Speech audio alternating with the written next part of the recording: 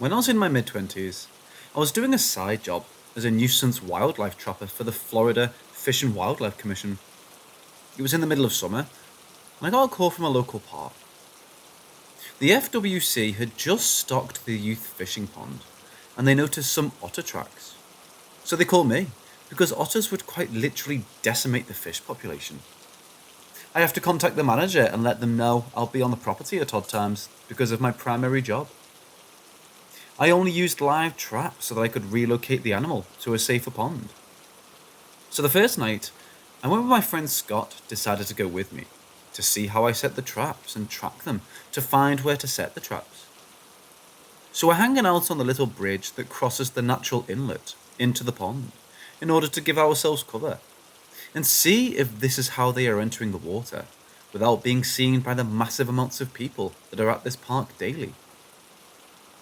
So we're having a casual conversation about life, and I notice someone coming down the path to our right. Okay, that's fine.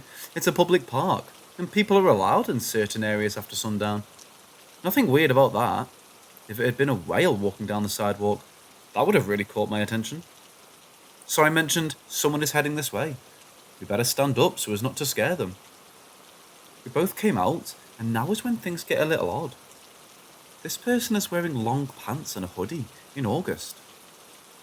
I'm sitting still and dripping sweat. How is this person standing? That's when it gets close enough for me to notice I can't see their face.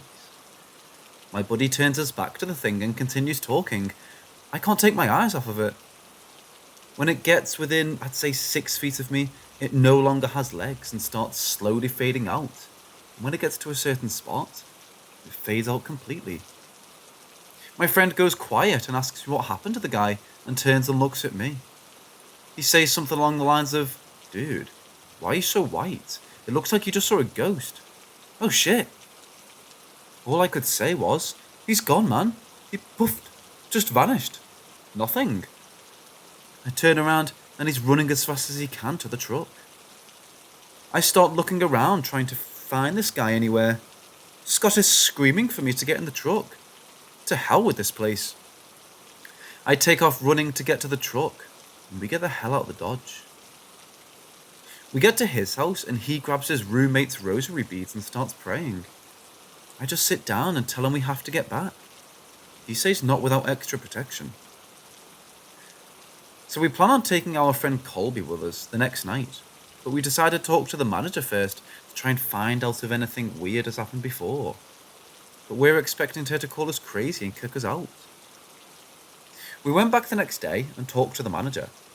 She tells us that a local vet's office had put a memorial up for a young guy that was troubled and worked with them, caring for the animals. He had killed himself. Then she said something that gave me chills. She said he always wore a hoodie and was kind of to himself and what she considered emo. She tells us to bring cameras tonight and see if we can catch anything besides an animal. So we plan our little excursion, get a digital camera, pick up Colby, and head out later that night. For some reason, I'm not thinking of wearing flip-flops. So we took pictures and video for about an hour in the area we saw him and got nothing. So we decided to go down the trail we saw him walk out of. We get probably 100 yards down the wooded trail, and I decide to have a pee. So I tell them to hold up a second while I do my business. The trail is partially lit, but still pretty dark. The most lighting comes from the ambient light from the park. Suddenly, I see a shadow step out from the woods. It comes onto the trail and starts walking away.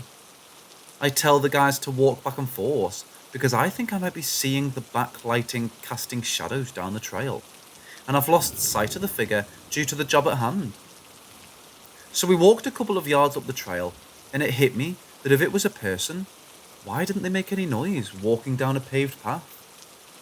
Suddenly, we see the shadow ahead of us, and we're going to overtake it so as to keep from startling a person on a poorly lit trail. I yell out, "Coming up behind you!" I just didn't want to surprise anyone. Then it stops dead, and we stop dead because we notice that it's close to a light, and it's a solid black human figure. We're roughly 100 feet away, and it turns around and all three of us see two red eyes glaring back at us.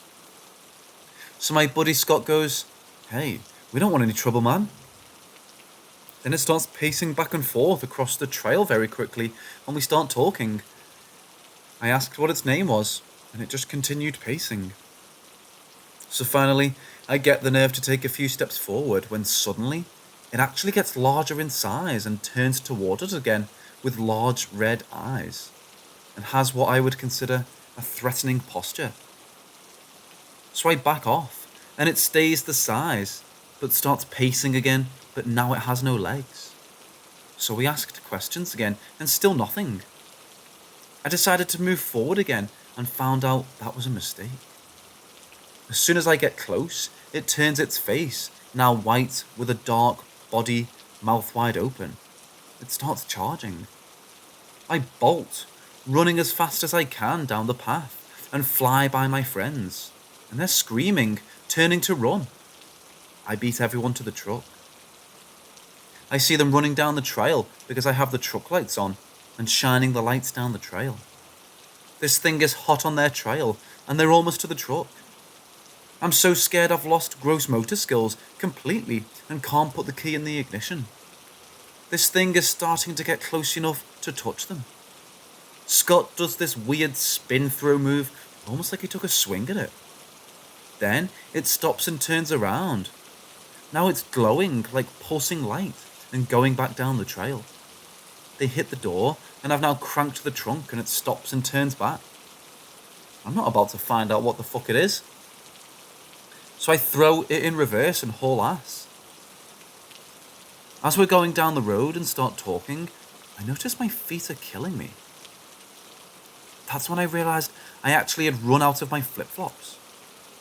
I asked Scott where the camera is. He had thrown it at the thing right before it turned around, pulsing with light. I have no idea what it was, and to this day, I don't know if anyone ever found my flip-flops or the camera.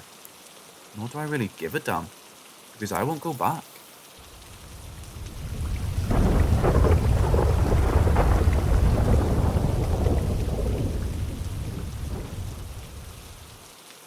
I'm 37 now, and this happened many years ago when I was 9, maybe 10. This happened in the church I grew up in. I grew up in a decent-sized church that was founded around 1757. So to say this place had a lot of history is an understatement. Our church had a basement that our fellowship hall and kitchen, along with the youth group room, was in. Beside the youth group room was what we called a prayer room. Basically a small room with a single pew and a small altar for meditation and prayer. I'd always heard rumours from the other kids that there was a ghost in the prayer room, but just chalked it up as imaginations in a dark hallway and room. My pastor, whom I adored, was a very honest and loving man. He often came to our home with his wife to visit. I looked at them as grandparents, and they treated my brother, sister, and myself as their grandchildren. When I asked him about it, he said that he thought he had seen someone in there once, but when he went in to check on them, no one was there. But he wasn't worried about it, because it seemed to be praying and was peaceful, so he didn't think I should worry.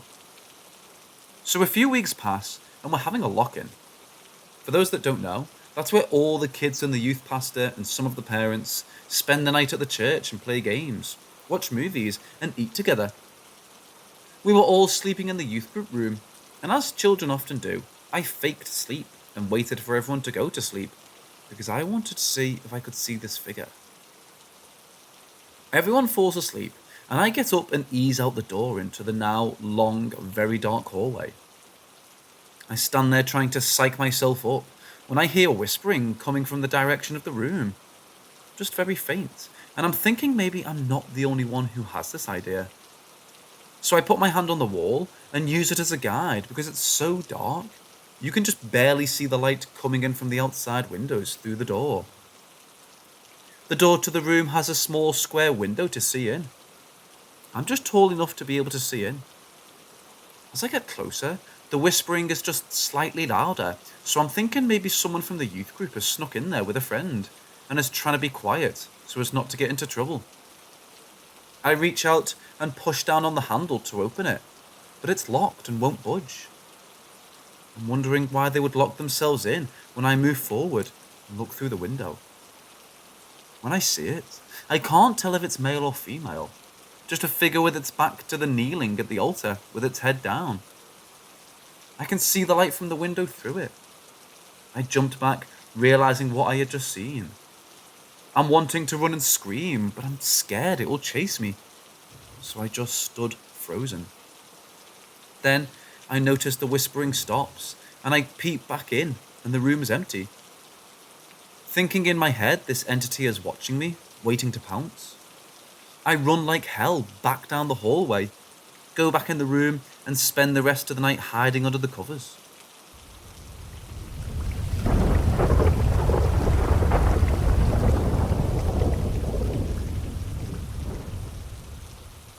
So for a little background, after getting a divorce, I met my now fiancée almost a year ago. I always felt she was an empath, but also possibly clairvoyant. She doesn't want anything to do with it. It scares the living shit out of her. However, she used to do astral projects as a child. She told me she did it every night until she was a teen. My aunt died before we met, so I never told her about her. We were very close, my aunt and I. My dad died a month before my uncle passed of prostate cancer. She would take me fishing all the time with her. Through that, we found solace and kept each other from being so depressed. I loved her and looked up to her. When she passed, I was unable to go to her funeral. I lived 10 hours away and couldn't get it off work. I felt incredibly guilty and upset due to that.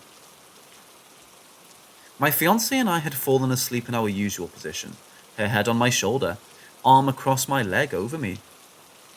When she woke up and hugged me and woke me up saying, "Babe, I need to ask you something," I of course told her to go ahead, and she goes, "Did you have an aunt named Rachel that passed away?" Then described her to a T. At this point I was in shock and said that I did. She then told me, well, she came to me in a dream, hugged me and told me to tell you that she was okay and to stop worrying. She loves you dearly and that she understands and is okay. She's never seen a picture, nor have I ever told her about my great aunt. Needless to say, she held me as I cried for a good 10 minutes. She was able to bring me closure for something she had no clue about.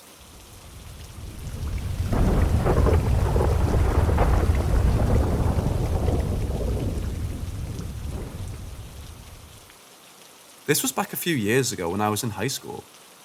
I didn't have a cell phone at the time and was dropped off at my house by a classmate who had a car. Usually when I got home back then, someone would be home, whether it be my mom or one of my siblings. On this day, however, I walked into my house to find it completely empty. I immediately had a weird feeling creep over me and began walking around, calling out to see if anyone was in their rooms. We had a landline at the time, so I used it to call my mom to see where everyone was. Of course, there was no answer. I then decided to make some food and start on some homework at the kitchen table. From the kitchen table in my parents' house, you can see into the stairway leading down into the basement. The stairs stop halfway down and turn the other way, with a landing in the middle. On the wall above the landing, there's a mirror that allows you to see the basement from the top of the stairs. As I'm eating my food and flipping through a notebook, I began to hear noises and faint talking coming from the basement. I was excited because I assumed someone was home, and I walked downstairs in hopes of finding my brother or mom. As soon as I turned the corner, I could tell all the lights were off, which meant it was unlikely anyone was indeed down there. Hello? No response. At this point, I'm pretty weirded out and walked slowly back to the kitchen table to keep eating and pretended I wasn't a little freaked out. I kept glancing over my shoulder down the stairwell into the dark mirror, being a bit paranoid. A few minutes later, I start to hear the same faint talking noises from the basement. My spine sent a shiver and I slowly peered over the table and into the stairway at the mirror on the wall. The noises stopped and the air was still. Ha ha ha ha ha. Right next to my head was a deep, low and masculine laugh let out so loud that I jumped out of my chair and smashed onto the floor. I was a wreck and ran so fast out of my house and into the driveway. I couldn't comprehend what had just happened and kept pacing outside nervously until finally my family came home an hour later. They had been at my brother's swim meet all afternoon, and of course, none of them took my story very seriously. I get chills thinking about this incident, and I've never found a logical explanation.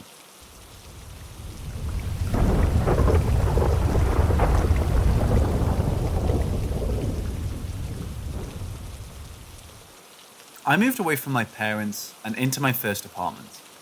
It's a good location. Close to town, beach and forest with lots of water. Perfect for long walks and nature stuff.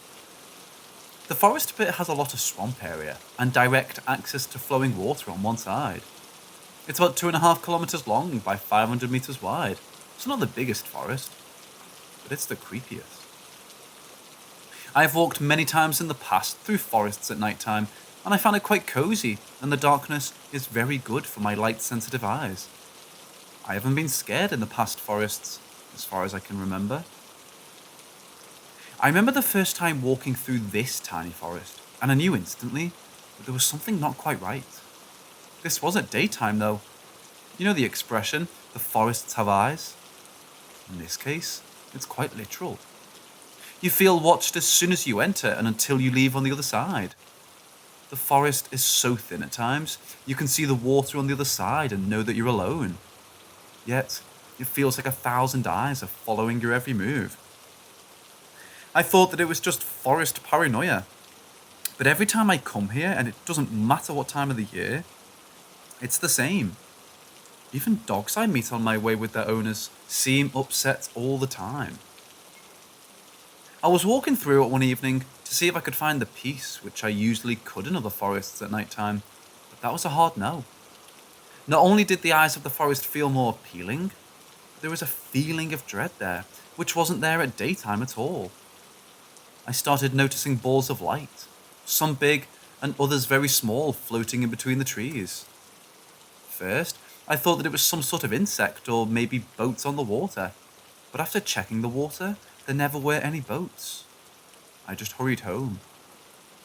I've been back to the forest both alone and with people, and all the time, we noticed the balls of light. But they're on a hill where the path is at the top, and the hill goes about 10 to 12 meters down, and then meets the water. The balls are floating 7 to 10 meters above ground level, in and out between trees. I don't like entering the forest anymore, and I'll do my very best to avoid it. It's evil. The forest ends up to my parents' area from my prior memory. And I'm not sure about its backstory, since most of it is mouth to mouth. But I'll look into it as soon as I can.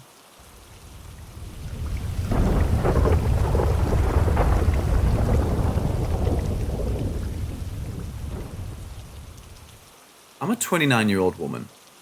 For years now, I've been having premonition dreams. I never know when they'll happen, and they never have involved myself. Until last night.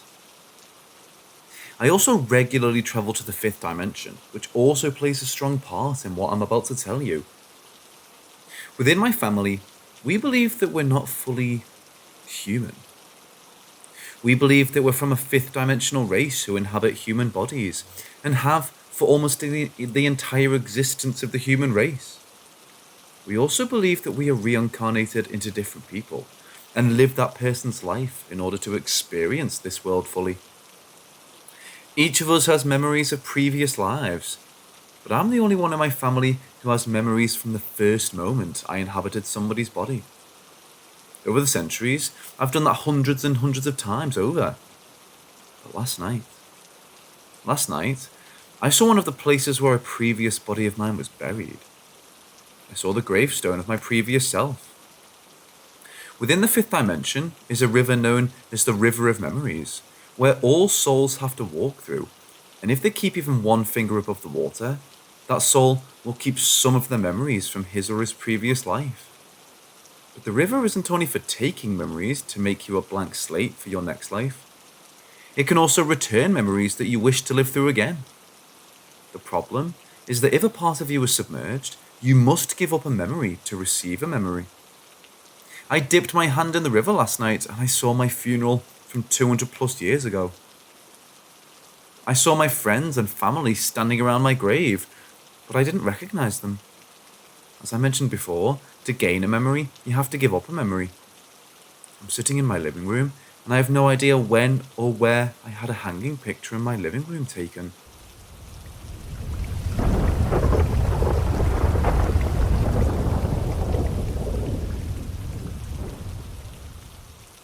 When I was 17, I was dating a girl who I'll just refer to as Kate.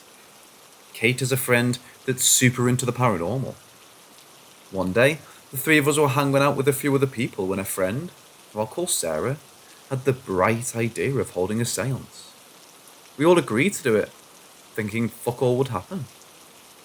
We began the seance, and surprisingly enough, after a couple of attempts, we were successful. We decided it was time to call it quits and moved on to play Uno. We're maybe 2 rounds in, and the living room temperature dropped.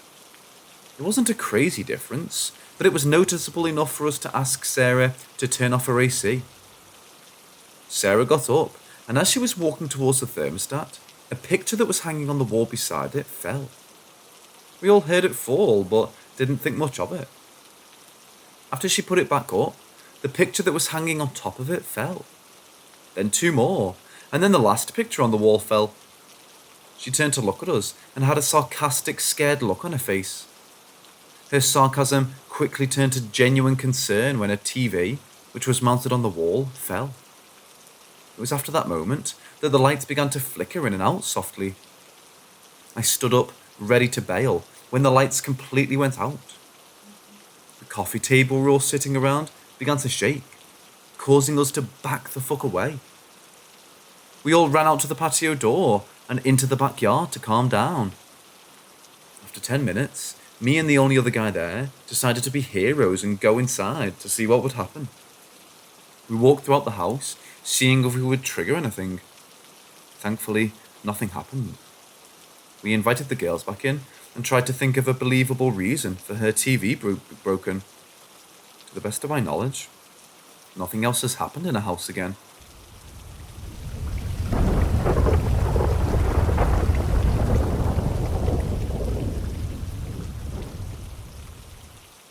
Here's a tale that comes from a little town in Lancaster County called Elizabethtown. It's called the Purple Light Bridge, and it's been a story that started in the early 1900s. Could be more than a tale though, since there is proof of the purple light and the tragic tale behind it. So one of the tales is that a young boy is struck by a train on the bridge that intersects between Turnpike Road and High Street, which is where the train station for Amtrak is. It supposedly happened in 1934, and some people claim there's proof of the accident, but I personally am looking into it. I emailed the Historical Society. So after the boy's death, it is said late at night you can see a purple light on the bridge, or in the gorge where the train tracks runs into from the north, heading southwest. People like to argue you can see the purple lights at another location, and it's been there and not by the train station. They claim that you can see the lights under the bridge that is above the train tracks on Bosler Road. Bosler Road for the purple light had another tale. A mother brought her son to the bridge, and under that bridge, she hung her son by herself. Locals say that the purple light you see is the mother and son. Some people have claimed the purple light comes from the moonlight reflecting off the rocks below the ridge. Yet even more people claim that it's actually the bridge a couple of miles away in Newville, near Elizabethtown. I have not yet tried to investigate, but will update the findings on this page. Apparently, there's a man there who has video of these lights, but hasn't contacted me back.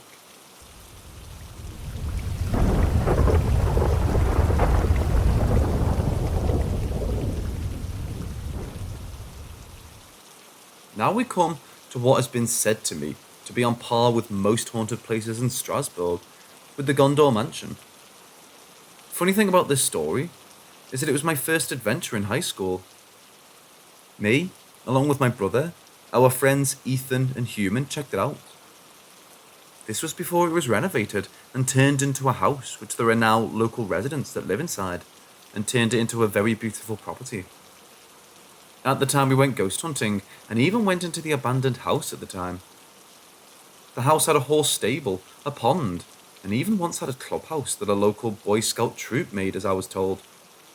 We didn't find any ghosts until we left and shined a light into the basement and saw a figure with a red material that freaked us out, which we thought may have been a curtain. But when we thought about it, there weren't any curtains we noticed when we were there, so that freaked us out. Another tale is from a friend who actually lives by there. He one time went there to camp with his uncle. They both set up a fire, waited till sundown. He told me that when sleeping, he heard something outside and they checked it out and found nothing. They dismissed it as just a squirrel or any animal that would be running around at night. Upon getting in the tent though, he let out a scream because he felt someone grab his shoulder behind him while his uncle was in front of him. They both left and never went there at night again. So you're probably thinking, why is this place called Hell's Funnel and how did it get its name? It happened with only one day in the early 20th century. While working, when the property used to be a sawmill, there was an accident where a man slipped and the saw blades dismembered either his hand or whole arm. The property is on the outskirts of Strasbourg, so getting to a hospital wasn't much of an option. So the man instead rushed home and sat on the front porch to see us one last time. His wife instead only saw her husband suffer and eventually bleed out and die. His wife, going into a depressed state, decided then to take her own life, to be her husband. The property is said to be haunted by the both of them. The pond by the house is said to have spirits seen over the top of the water. There are also stories of a woman's spirit walking around the area of the pond, or on top of the surface too. Some people claim to have been scratched by something while approaching the pond or grabbed. My friends, who I mentioned before, camped by that pond when he was grabbed. So it was more substance when I hear people claim that. Yet that's only one of the stories I've heard. There's another with a way darker turn. This one starts just like the first story of the man cutting off his hand or arm with a saw blade while cutting a log. It was his good hand that he used to work with too. So not being able to work his job due to his disability, the sawmill fired him. Eventually, not being able to work, this angered the man. So with his other hand, he picked up an axe and headed back to the sawmill. Seeking revenge, he hacked up all of the workers at the time, then took his own life. Story has it that all those souls became trapped there, forming a funnel right to hell. That's why you see spirits there, because they're damned souls that escaped hell, and one's on their way into hell. Or perhaps the souls the man killed lingering in the place, trapped where they were killed. If you look at the trees, there as well above the road, they curve inward.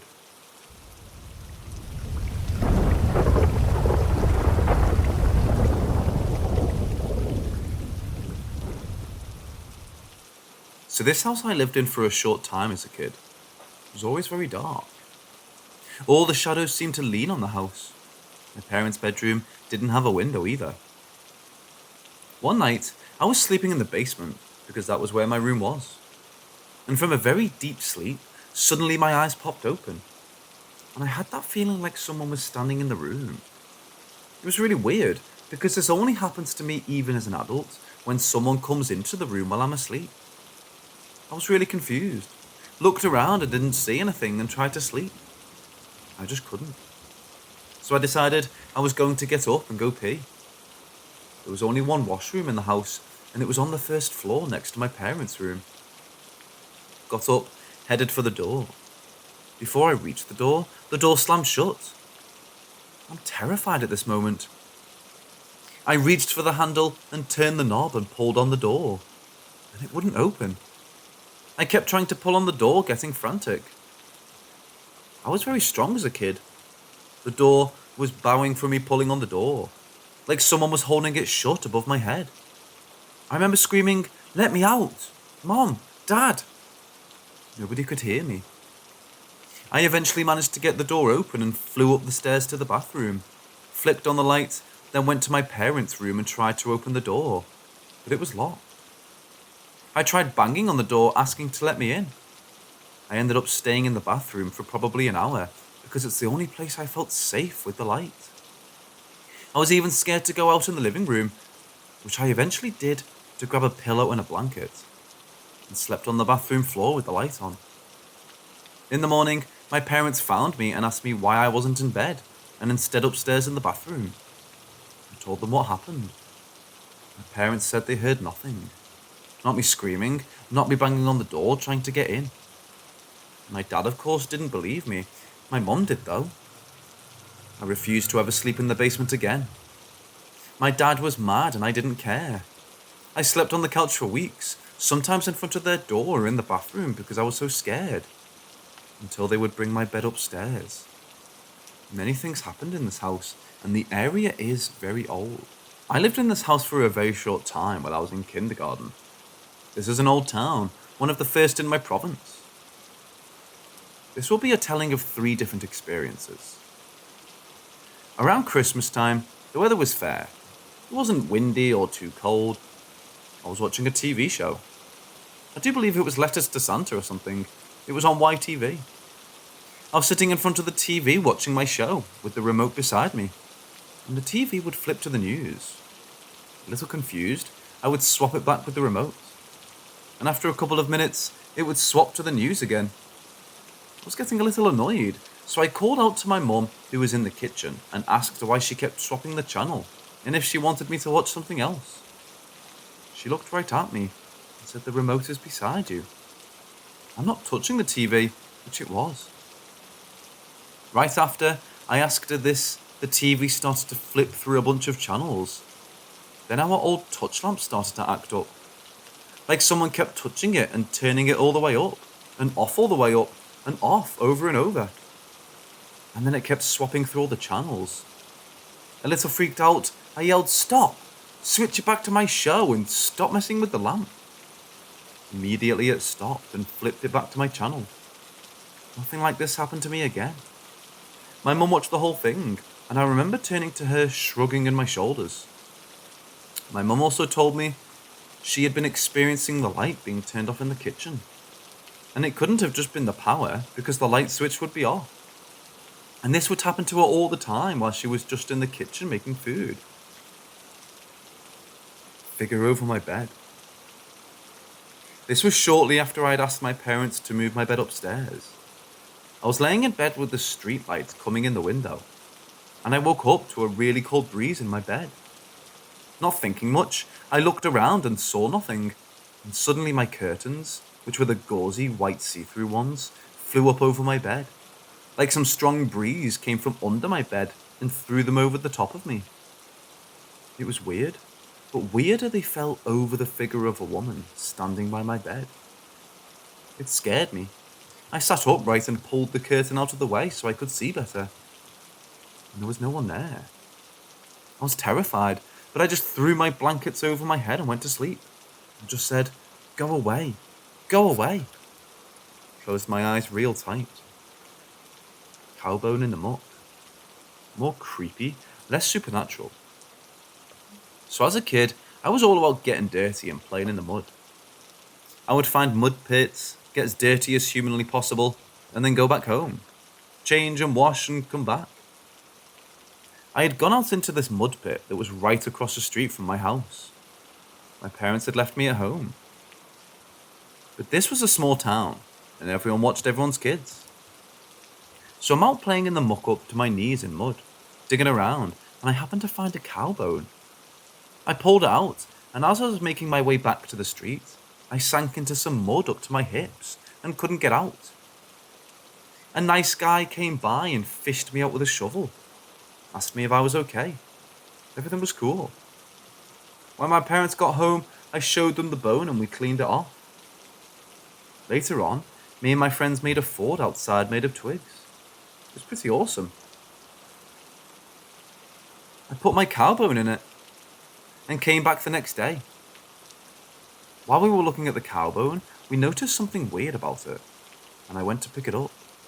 and thousands of daddy longlegs came pouring out of this bone. We promptly, then shortly after that, wasps took it over, so it had to be torn down. A couple of weeks go by, and I'm laying on the floor at my house, sleeping. My aunt's sitting beside me, and I feel tickling. I giggle, and I say to my aunt, "Stop." She says, "Honey, I'm not tickling you." So I go back to sleeping. More tickling. I say, "Auntie, please stop. I'm trying to sleep." And she says, "I'm not tickling you." I pull the blanket I'm under, and I'm covered in daddy longlegs. I scream, hop up, start crying, and brush them off and run to my mum. My mum says it's okay, they're harmless, they won't follow you. Well, they followed me across the floor to my mum, and even my mum was freaked out. I hated that house so much for all the creepy stuff that happened.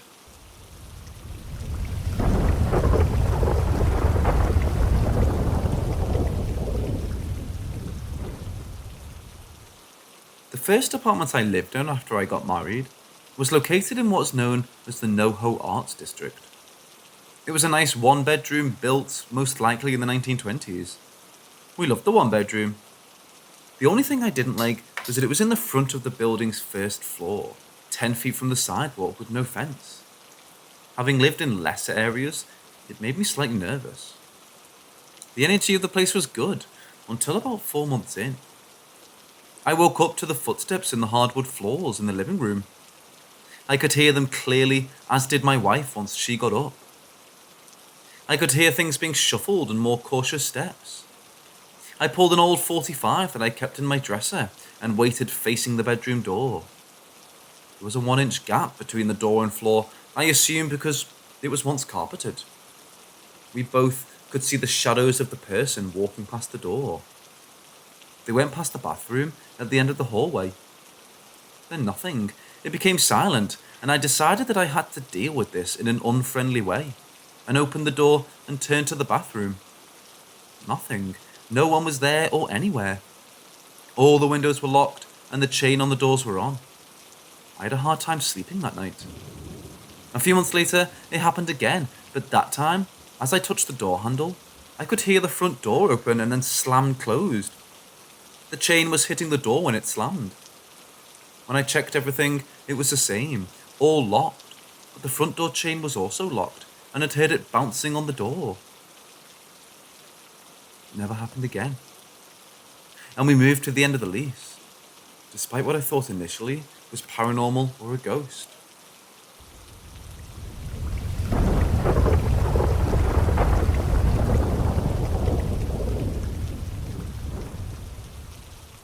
Last week, I started feeling like a cold was coming on.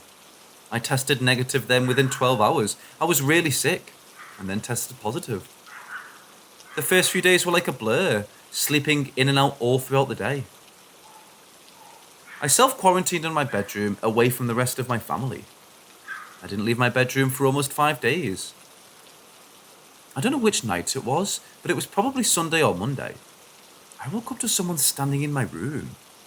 It first looked like a tall, thin person draped in black and with a hood on. But then I saw it was a woman standing there, all in black and with long hair. I sat there in shock, just sweating out so much that sweat was dripping from my chin and nose.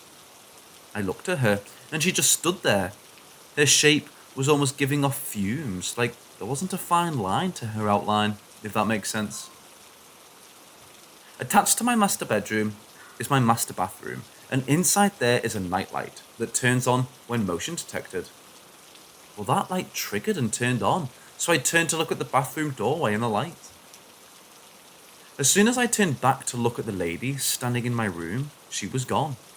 Only a jacket hanging behind the door was there. I don't know how to explain it, but the jacket was there and has been there for weeks.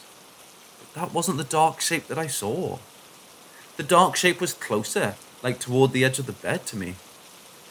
Then all of a sudden, the motion light in the bathroom went off and I was sitting there in darkness.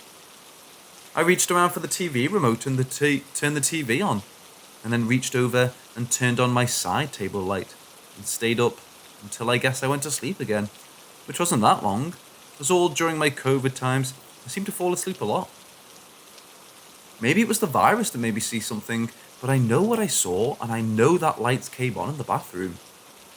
I think had I not been so sick at the moment, I would have been more terrified.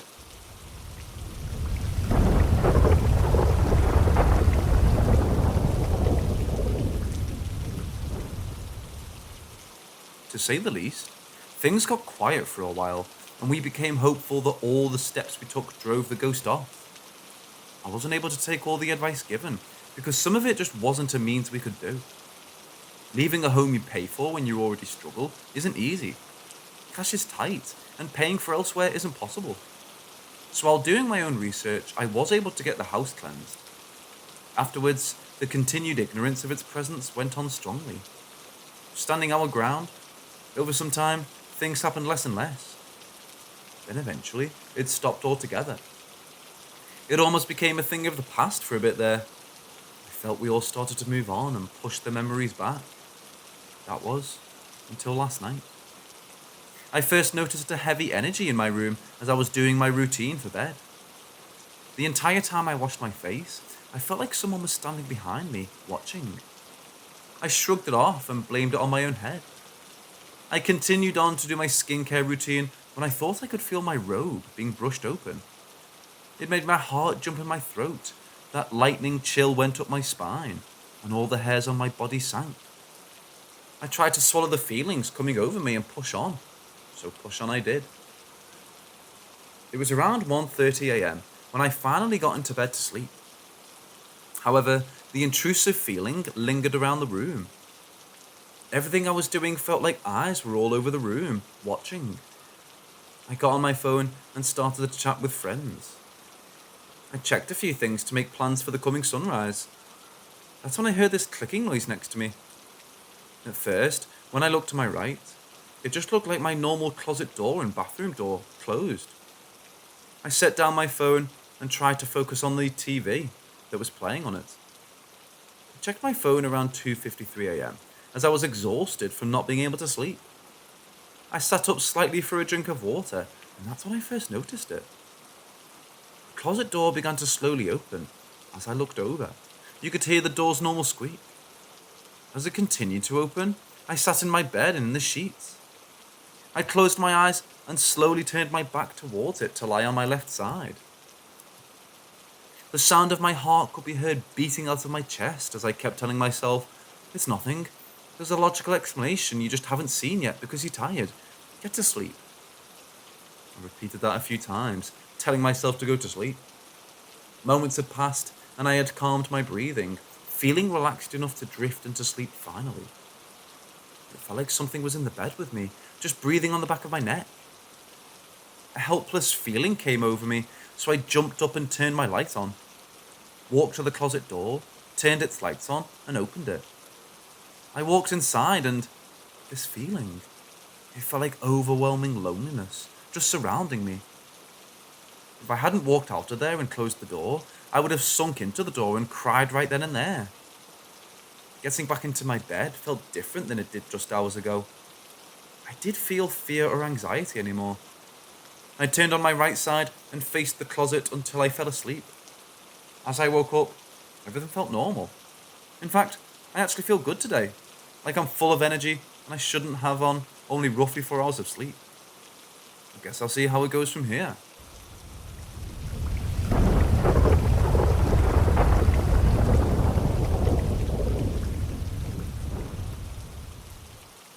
I want to say I was at least 11 at the time. My parents would always take us to my grandparents' house. My father worked for my grandfather, and they lived out in BFE. There was nothing for miles and miles.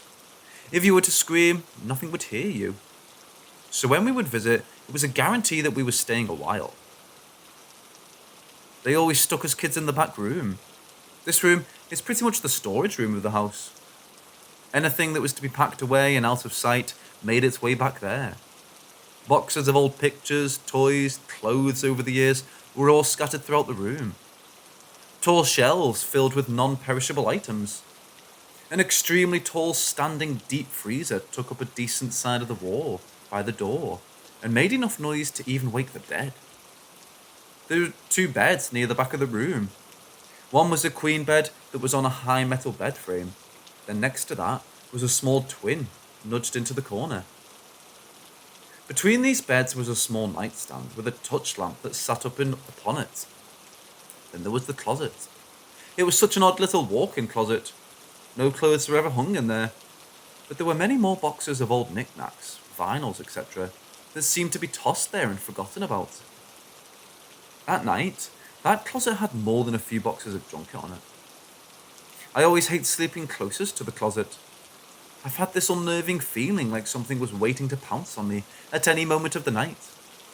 When the moonlight would shine through the window and hit the boxes just right, it would look like a man in a top hat standing in the very corner of the closet, just staring at you.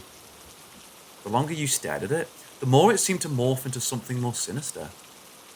Usually, there were 3 of us that slept back there, and I was always the oldest. So me being the oldest, they always stuck me closest to the closet, knowing that the other 2 would put up a fight because they were frightened of what was lurking. I'll never forget this one night. It was myself, my cousin, and my younger brother. Hugs and kisses all around, and we were tucked in tight for the night. A tap on the touch lamp, and the parental units were out of sight, making their way to the door. Watching what little light disappeared along the walls as they closed the door behind them. Pitch black tonight. Couldn't even see your hand in front of your face, it was so dark. Apparently, the moon wasn't shining bright that night because there were no beams of moonlight peeking in from the window. Laying there, I could hear them toss around trying to find a comfortable spot to fall asleep. Not long after snoring, I laid there, glaring into the darkness, uncomfortable as I could ever be. And I hear a loud crashing noise. Laying there, I'm analysing where it came from. My cousin still sounds asleep next to me, and I can hear my brother in the bed next to us snoring. I didn't hear any of the adults come into the room. I sat up in the bed, scanning the dark room, trying to see what made such a loud noise. Then I pan my eyes over to the closet, where in the back of the closet, I see 2 red, beady eyes glaring back at me. I gasp and cover myself with my blanket, feeling safe because I can't see whatever was looking at me from under the covers. Just then, the bed starts to shake. The old metal frame is creaking so loud it wakes my cousin, and I can hear her in her voice how scared she is as she asks me to stop. She's confused and scared, not knowing why the bed is making so much noise and violently shaking back and forth. She's reaching over to my side of the bed to see if I was next to her, and she realizes I'm laying next to her, and she darts straight up in bed, screaming. The bed continues to violently shake for what felt like an eternity. The door then flings open, and there's light filling the room from one of the parents dashing in to see what was going on. As they made their way to the touch lamp and tapped it on, the bed stops. My cousin and myself were both looking at each other with such terror and confusement.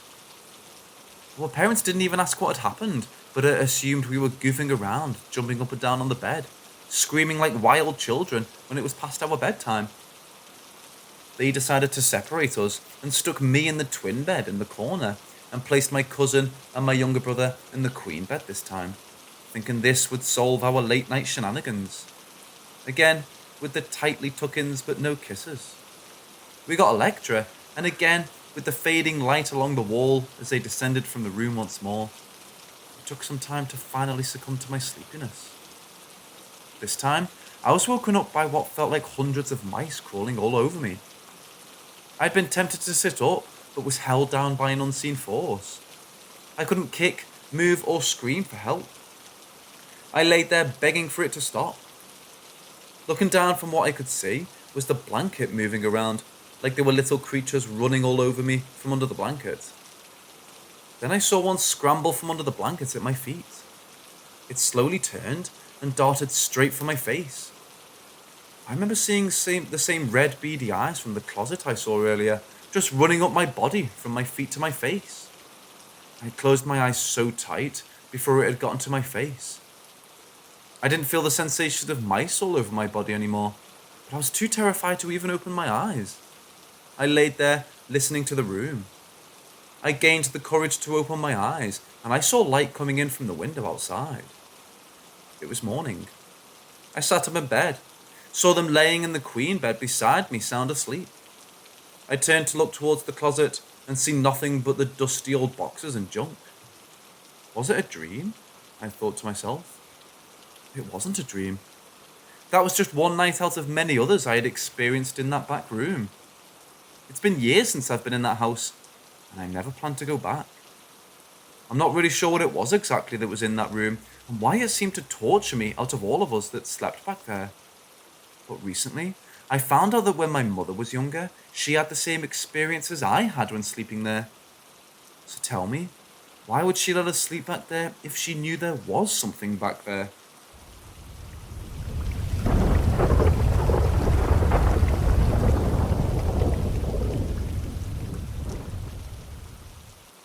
This happened when I was roughly 6 or 7 years old. The memory starts after I was already in bed. I lived in central Virginia at the time, and it must have been late summer because it was so hot and muggy. We didn't have AC in the house and often slept with the windows open as a result.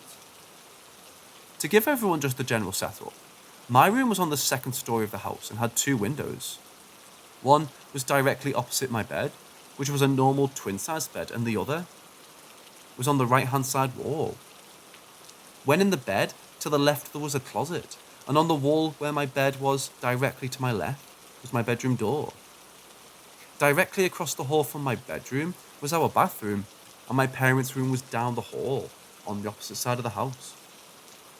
Back to that night. It was so hot and muggy. I don't know what woke me up, but I've always, even now, been extremely intolerant of the heat and humidity, and sweat very easily. I remember that I only had a sheet over me, no blanket, and it was sticking to my feet specifically because they were sweating. My first memory is waking up laying on my stomach and knowing that my feet were sweating and sticking to me. So I pulled the sheet up to expose my feet so the air could get to them. As soon as I did, I remember very distinctively hearing heavy, laboured breathing. And that's when fear started, as I was in the room by myself and the breathing was not my own. I remember even holding my breath and the breathing continued. It wasn't fast like hyperventilating or anything, but steady and loud. I froze. I remember opening my eyes and my head was turned to my left, towards the right-hand side of the room near the farthest window. I could very clearly see the room illuminated in light from the window. I assume it was close to a full moon, because this being in the country, there were no lights outside, but my room was just bathed in blue light. But there was nothing there. The breathing sound continued unabated. I slowly rolled over as if to roll on my back, and that's when I saw it. To this day, I have no clue what it was. It was a figure that at the time I described as a gorilla. However, even now as I type this, I can remember what it looked like, and it really didn't look like a gorilla. It was tall and nearly reached the ceiling, which was probably about 8 feet. And it was wide. It was wider than my bed. There was clearly a head because I could see its eyes, but no other discernible features. It was the blackest black I've ever seen. Even though the light showed through the window to me, now, it had no detail whatsoever, as if it were completely void of light. It stood directly in between my bed and the window opposite of it, and it wasn't translucent or like a shadow or anything. It looked clearly like a solid object. Though I could make out its head, there was no neck or very little, and instead went directly into very broad shoulders with 2 easily identifiable arms that hung down on either side of it. I don't remember specifically if it had definable legs or not, but I saw something. This all happened very quickly as well, and the whole event probably only lasted a few minutes at best, but trying to be as detailed as to what I remember. As soon as I realized that something was there, I started screaming for my mother and slid up in the bed so my back was against the headboard. As soon as I moved, it moved by reaching its arms up in my direction, never making any other noise than the breathing. It never actually touched me, but in my memory, when it began moving, I could then see the window behind it on either side where its arms had been. I kept out of the bed to my left, opened the door, and ran across the hall into the bathroom. turned on the light, and then turned to slam the door behind me. As I closed the door, I could see it clearly standing in the exact same place it had been in my room. It didn't chase me. There was a time, after waking up, that I could have realistically woke up. As skeptical as I am, there's just no way this was a dream. I remember sitting down on the toilet and pulling my knees up to my chest and wrapping my hands around my legs and being terrified. This whole time just screaming. The door opened suddenly, and it was my mother, and that's where the memory ends. The last thing I remember is seeing my mother walk through that door.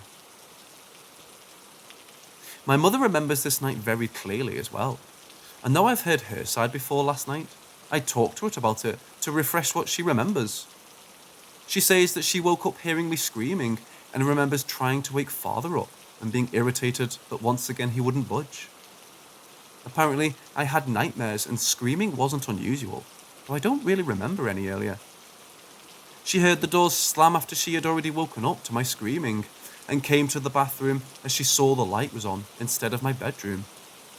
She said she opened the door and I was sitting there on the toilet holding my knees to my chest, rocking back and forth, and that I was pale as a ghost. She came in and went to pick me up and tried to calm me down, and I passed out in her arms. Though I don't remember personally passing out or her coming in to pick me up, the last thing I remember is just seeing her face as she opened the bathroom door. She says that once I woke up, I told her about the gorilla as I described it, and that by this point, my screams had woken up both of my sisters, and at some point, the commotion had woken up my father as well. She remembers how adamant I was, that I wouldn't even let her take me out of the bathroom, and in her words from last night, I was having a fit like a damned autistic child.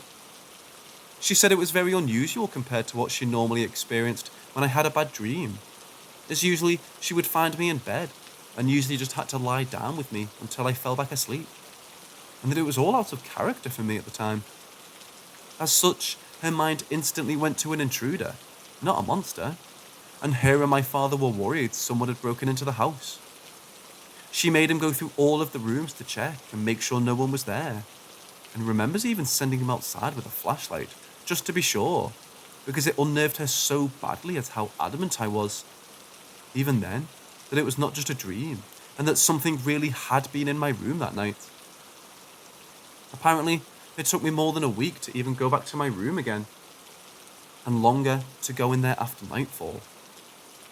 I slept with them for about 2 weeks or so after the event happened. She also says that's when the bad nightmares for me started, which after taking me to a doctor, they ascribed to waking night terrors, because I would, according to me, be completely awake and alert but see horrible things. I never saw that same thing again, and have never seen it since. I did have a few that were recurring, but always the same. The main likeness between was that there was never a point where I woke up in my own mind, and usually they never stopped until someone else entered my room. To this day, I cannot sleep with my feet uncovered, even in the hottest environments. And if I wake up in the middle of the night, and an intense, paralyzing fear comes over me, unlike anything I can rationally describe. I don't know why that's connected at all, or just something my mind has connected, but even if it's just my feet, if they're uncovered, I simply can't and won't sleep.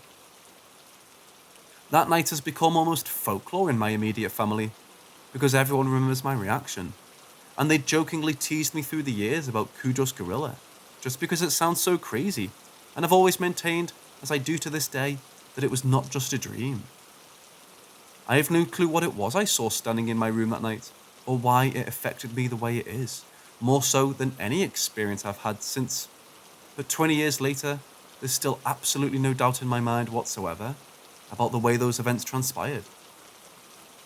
I grew out of the night terrors mostly around 11 or 12 years old, and very rarely dream at all anymore. Once in a blue moon, I still have a wailing night terror reminiscent of the ones I did when I was little, that ranged from feeling something walk around or feel around on my bed as if to find me, the feeling of having the covers slowly pulled down off of me as if someone is standing at the foot of my bed, or the overwhelming feeling similar to what some describe in sleep paralysis. as if there's something in the upper corner of the room intently staring at me, even though that's completely illogical. And during all of these, I never lose the ability to move or speak or anything. As an adult, I'm a lot better at calming myself down and convincing myself it's all just part of an overactive imagination, thankfully. It happened in all different types of physical settings in different houses, and even as an adult, I've had it happen with my partner lying right next to me. But nowadays, never as interactive or out in the open as it was then.